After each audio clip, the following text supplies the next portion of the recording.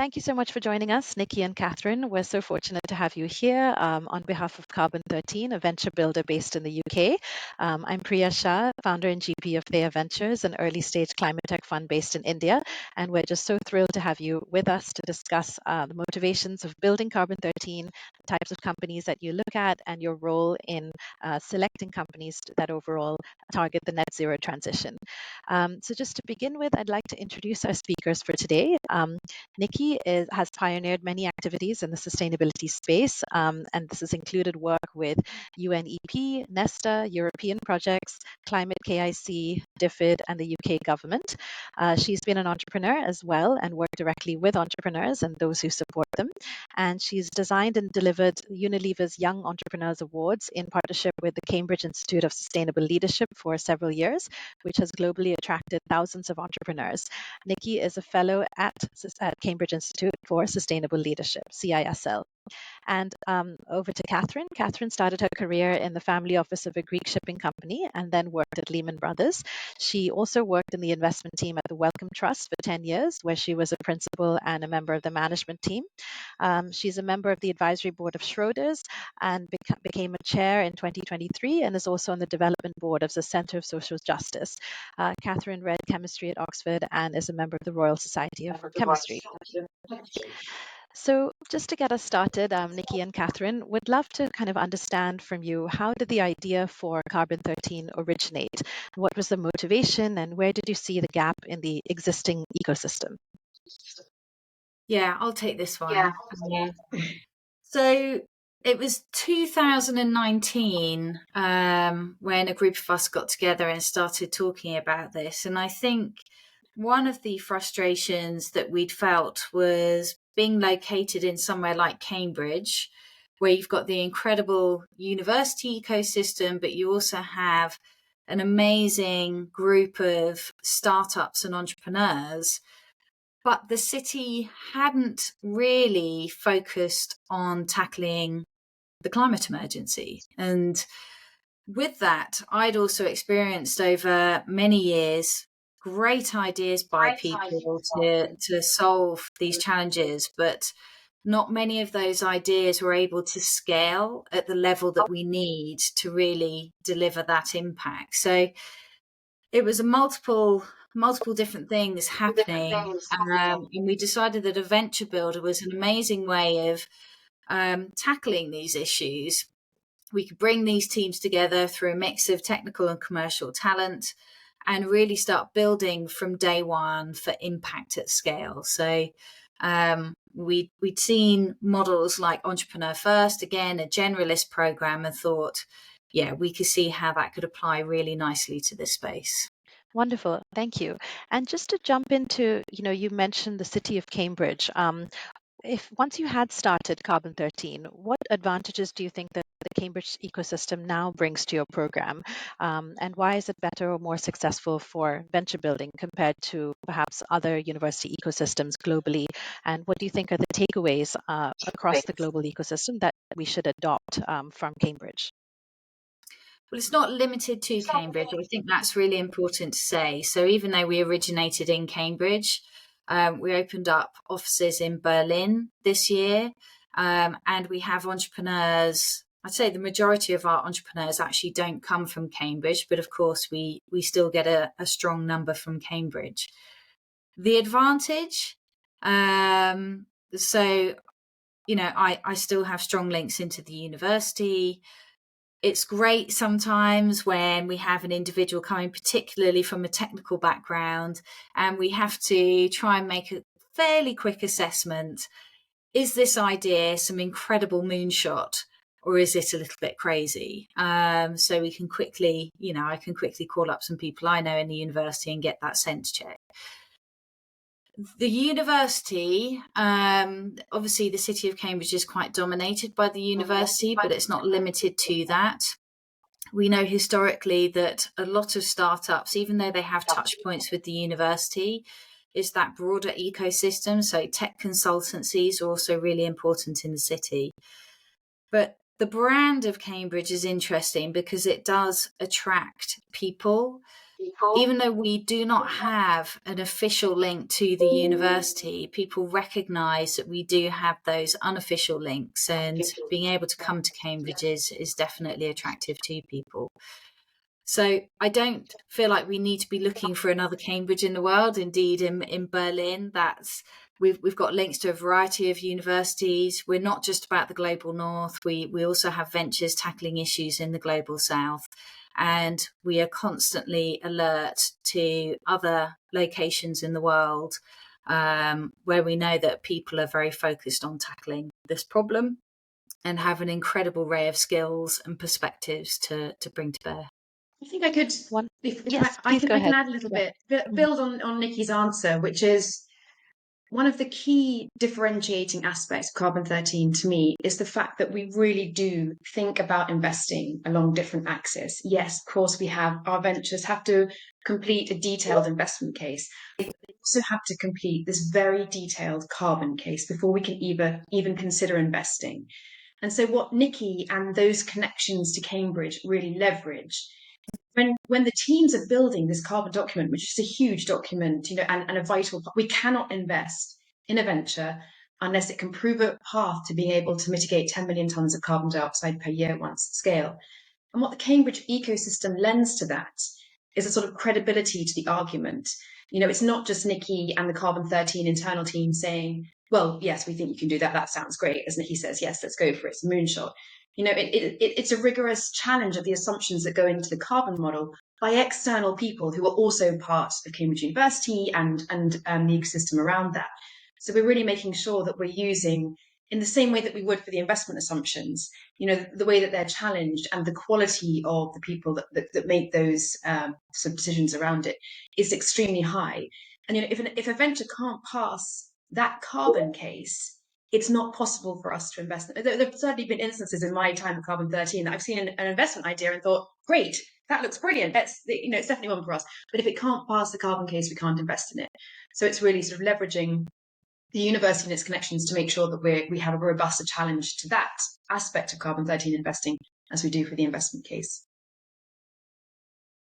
Great. No, that's a very, very insightful way to look at it. And in terms of, I was quite inspired when I was looking at the way that Carbon13 assesses the pitches and the entrepreneurs that come into your ecosystem or into your cohort. And I noticed that you make the entrepreneurs actually conduct a carbon pitch as well as a commercial pitch. And I would love to understand a little bit more about that process. What kind of how does that work in terms of the type of goals and objectives that they are sort of encouraged to reach? How many gigatons or metric tons of carbon dioxide are they supposed to abate with these technologies? And what specifically are you looking for from them in terms of investability of these companies, given that these are deep tech hardware technologies? Nikki, do you want to start on carbon and I'll... There's a few things that you've packed a lot in there. So they're not just deep tech hardware technologies. That is not our criteria. Our criteria is around the impact. And we also take a very pragmatic view towards the impact, where we believe to get scale, that impact needs to be linked to some commercial proposition, because that is how we're going to get scale. And indeed, that's one of the shifts that we've seen in this space. I think if we'd been doing this 10 years ago, it would be totally different. But the world has really woken up to this, and people are constantly evaluating, how do we tie the markets and reputational damage and a whole series of things to really drive money into those places of impact. We do, as Catherine said earlier, we have a very clear goal, which is we want every single one of our ventures to put together a plan so that when at scale, they have the potential to mitigate 10 million tons of carbon dioxide equivalents per year. I could talk to you about lots of figures in this space, but that typically means going after the equivalent sort of market potential of 0.5 gigaton CO2e, so a space where you've got that room to play. What's really critical about what we're doing is, yes, there's this hurdle, But in order to bake in impact, we feel it's really important to train every single founder who comes through our program, because that is the only way that they're going to be able to steward their own impact and also pivot and understand in the same way that you do with your financial metrics in an organization. It's the only way that you steward and really understand what activities are delivering the greatest impact, and of course where that impact is tied to those commercial propositions. And indeed, then that feedback loop of if it's tied to commercial propositions, you better be really sure about the impact that you are delivering. So there isn't just one impact methodology here.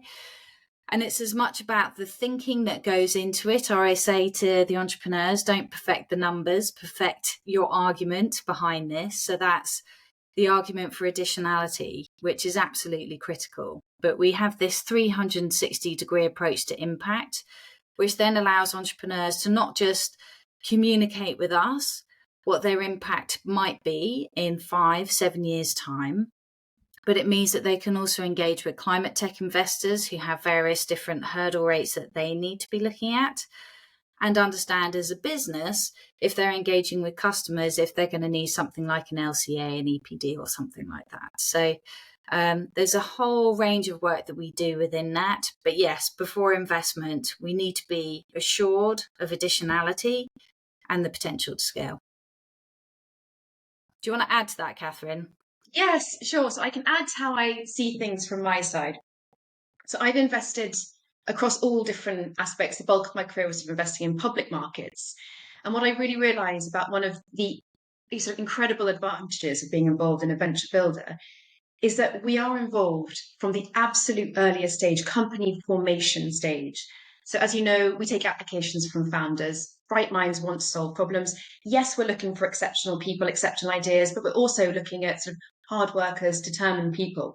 So we take the founders into our program, and then our program teams are sort of intricately involved in actually teaming these ventures. So some of our most successful ventures, and we can talk about them a bit later on, have entered Carbon13 as an individual. We've then been involved in teaming. And so our diligence process, in terms of your question, directly about how we think about investing, our diligence process starts really at the earliest possible point. We're involved in teaming. Our program teams can feed back to us and say, oh no, this isn't working so well, or they're not pairing very well. This idea is great. They've got traction here. So we have that phase one of our program, the teaming. At the end of phase one, we assign every team in the Carbon13 program, so probably around 20, with an entrepreneur in residence. So this is another sort of unique feature I really feel about Carbon13. In terms of the diligence process, how it helps, it's extraordinary. These entrepreneurs have really impressive backgrounds. They're exited founders. They've been through the journey. They know what it feels like. They know the challenges. And they may have an area of sort of specific domain strength or technical strength. They are then paired with the team for the second phase and beyond of the program. We, as Carbon13 internal team, we check in with those entrepreneurs and residents once a week. They will say, these guys are great. They're going after this market. They're having great traction there. Or they might say, it's not working out. So we're fed sort of constant information about the teams. And really, towards the end of phase two, as we've sort of touched on before, the teams have to populate a data room with both the carbon case and the investment case. And so really, by the time it reaches investment pitch day and carbon pitch day, we have a loose feel of who are the ones that are streaking ahead, who are really onto something. We may, of course, be pleasantly surprised or the other way around. But really, by the time it reaches investment case, we should sort of know which are the ones that we are really excited about backing and which are the ones we have to give more thought to. Yes, it's really that in terms of, looping it back to my background, as a public market investor, it's often hard to get a real look into what's driving the company or the teams or the people. We're a people business, we're involved from the beginning, so that diligence process really does go on for the whole duration of our program. Oh, thank you for that. That's really interesting to hear, and that you're really sort of tying in the science piece and the commercial piece together in order to make these ventures really viable on the technology front, but also in the ability for them to sort of get access to customers and revenue, and sort of the execution of taking these R&D ventures out of the lab and into the market. So really interesting to hear this. And when you're looking for the founders and the ideas, how does sort of the matching work? Because my understanding is that you have ideas that you want to sort of have businesses that can address that particular problem or that market opportunity, and then you find founders that fit into serving that particular problem or market opportunity. So what is the sort of process that you take, whether it's a problem in carbon capture or in agriculture and say battery recycling? How do you find the right founders that can address those particular sectors? It doesn't quite work like that. Yeah. So, as ever, it's a bit more of an art rather than a science, and it's a question we get asked a lot. If I rewind the clock a little bit, I appreciate that what we're doing, at least before we started, sounded a little bit crazy. We're going to get a load of brilliant people, we're going to shove them in a room, going to put them through a process, and at the end of it, we're going to end up with impactful, scalable ventures. And of course, we have people going, yeah, but if you're starting from scratch, how quick is the progress going to be? Is it really going to work? And the nice thing is that we can now tell you from this point, and Catherine can share a whole load of stats with you, but we know that this process works, and we know that it delivers ventures, and some of them are executing incredibly fast. And that's a result of obviously having the right team come together, but also, having the right inputs along their journey. So they're thinking about things in the right way at the right time. We do not curate the teams. We don't think that that is the right approach. We have some people coming in with ideas, some people coming in with no ideas. Sometimes if a person has a really fixed idea, that can be problematic. Sometimes if we get a person who's in analysis paralysis, that can also be an issue. We have teams come together and come up with ideas from scratch because we provide them with some tools and techniques, but it's never really from scratch because it will be looking at a frustration or an issue that one of them have faced before and being able to leverage some incredible experience or connections. We're not dealing with people typically fresh out of university. The average age is around 36, 37. So we're not going through the basics. We're expecting people to be able to act quickly because they're leveraging that experience and those networks and connections. So we do have examples of, I'm just thinking of Yubiao coming in from a university environment. He discovered something that was quite intriguing in terms of producing ammonia with a radical approach to the Haber-Bosch process, which could be done at low temperature and low pressures. What he didn't know was how to build a business around it, and he didn't have a team.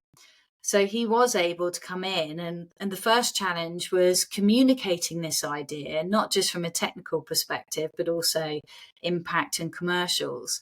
So we have to help all of these people, and the team now consists of Yubiao plus an engineer and a brilliant commercial founder. And they did come together as a result of Carbon13. We've got many of those types of stories, but equally, we have a team that we've just backed, and the individuals didn't have an idea, and they've been able to progress quickly and develop that. So yeah, but we do not curate the teams. We provide lots of opportunities for interaction, and hopefully healthy interaction that builds resilient and credible teams. Yeah, and I think just to add to that, as Nikki says, there is this kind of subtle, I'm coming to learn all about it, but this subtle difference. And I think, the venture studios typically have an idea that they know they want to then build a team. And we're subtly different from a venture studio. As Nikki says, we are involved in this sort of ideation process, but we would never say, right, we've got to have whatever it is, carbon capture business, we've got to have one of these businesses, let's build a team around it. And it really kind of loops back to our application phase. So we are on the Venture Builder, and we're sort of focusing on that program. But we are taking applications from all sorts of founders. So it's commercial founders, as you say, scientific, technical, it's people who have an idea in a laboratory.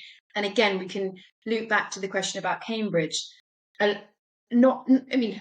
a good number of founders coming through our program are carrying out research at Cambridge or have carried out research at Cambridge and are actually now looking for ways they could think about commercializing it. And Nikki and I and the team, we really see that as part of Carbon. The reason for our existence really is to try and help to get these ideas out of the laboratory. And often you'll find that the skills of that founder, of the scientific or the technical founder, they come alive when they're paired with a founder with complementary, as all of us do in every aspect of life. When you're paired with someone with complementary strengths, you're so much greater than the sum of your parts.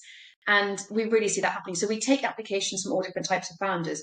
It's on us then to try and get the right mix of commercial, of technical founders that actually come into the cohort. So we have around, at minimum, 500 applications per cohort. We will then select the strongest sort of 60 or 70 to make a cohort. And then they go through this teaming process. And yes, and as he says, some of our most successful ventures, it's unbelievably exciting to see and to hear some of the founders talking about what happened to them when they met their co-founder. Because all of a sudden they felt the strength that someone else was out there willing to do the jobs they didn't like doing, or with a specific strength they didn't have. And we can come to it later. I think you asked a question about our most successful ventures. The majority of them have come through this venture building program, and that pairing process, that teaming process, is a vital part of what we do and what we offer. Great, wonderful. Thank you so much for shedding light on this. I think, the fact that you mentioned that it's an art rather than a science, sort of lends itself for us to understand that, the entire process of building a team and having the ideas come into fruition, having this sort of, setting the meat on the bones, as it were, and then letting it out into the market to sort of perform is something that we really resonate with. We also work with early stage companies here in India. And that sort of leads me to my next question, which is more around the type of companies that you fund. I understand that you work across various different sectors within climate. So energy transition, built environment, agriculture, I think are some of the themes. But it would be great to understand, before we get to the specific portfolio examples, whether you've seen applications coming from emerging markets, countries like India, the global south, and where you see sort of more opportunity for innovation. Outside of sort of the European and US markets, where do you see the larger possibilities and in which sectors? So there's a question there about which Catherine should talk about the areas that we are focused on. But yeah, absolutely, we get applications from all over. This is a global problem. There are slight differences. So if we think about food waste as an example, in the north, the food waste happens at a different part of the value chain to the global south, where you tend to get it closer to the farmers rather than the consumers, and we've got people who've been looking at those sorts of problems. We also know that there are wonderful advantages. So we have a company called Deep Blue Biotech, and what they need is photo bioreactors. And of course, it's utterly pointless putting it somewhere where you don't have sunshine. So their best locations in a whole variety of places around the world, in the global north and the global south, but as close to the sun as possible. And I think there's some really intriguing opportunities opening up around that. We've got another venture that's dealing with emissions in Mexico City, and they are trying to get people out of their cars. Their hypothesis is by helping people feel safer in the streets, they're more likely to walk. So we're not limited to purely technical solutions. What we need to be dealing with here is that interaction between, yes, technical, but also behavioural solutions, and that's working with lots of different communities. So we need a whole variety of different perspectives on this issue. Plus, there is an overlap between mitigation and adaptation. And we know some of the countries who are experiencing that most severely are not in the global north. Whether that's dealing with not just greenhouse gas mitigation, but nature-based solutions, for example, water usage, chemicals in agriculture. So yes, I think loads of opportunities. Yeah, I think from my side, the overriding comment and something we feel very strongly about Carbon13 is that, we're sector agnostic.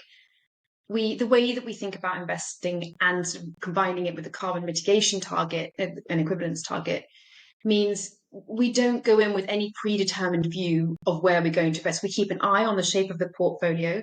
As it stands at the moment, we're around 50% software, 50% hardware.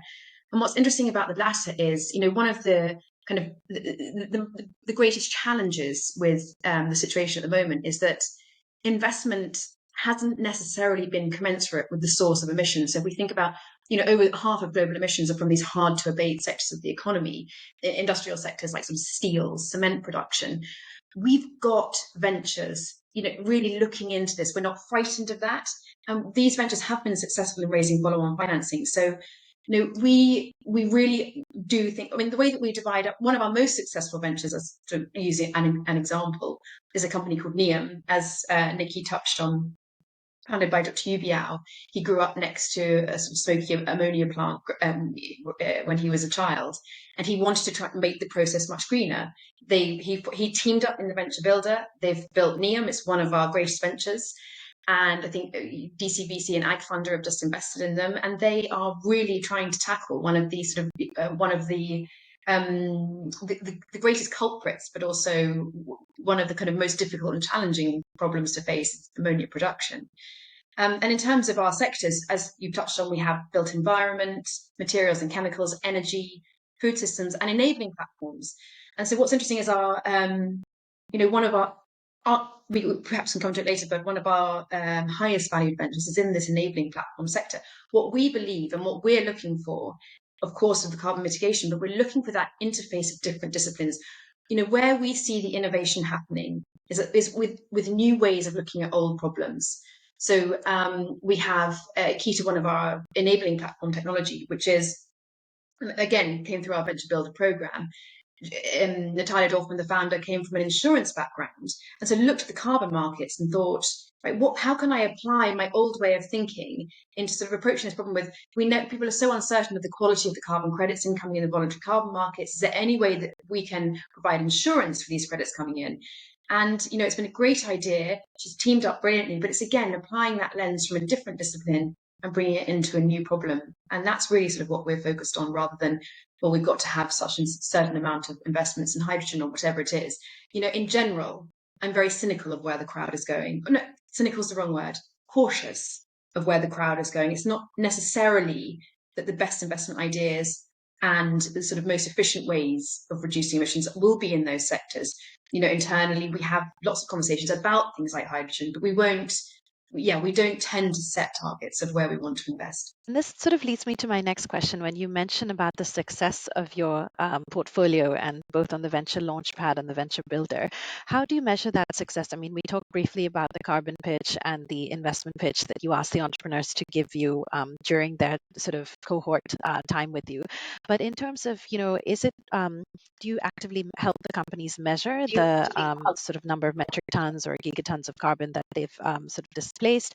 Or are you also looking at the amount of follow-on capital that comes into these companies, the number of LOIs that they sign with early customers, and just linked to that question as well is the role that Carbon13 plays in terms of the corporations and corporates that come in as customers. Do you help facilitate some of these customer interactions as well as facilitating the venture capital introductions as well? And how involved do you stay with these companies?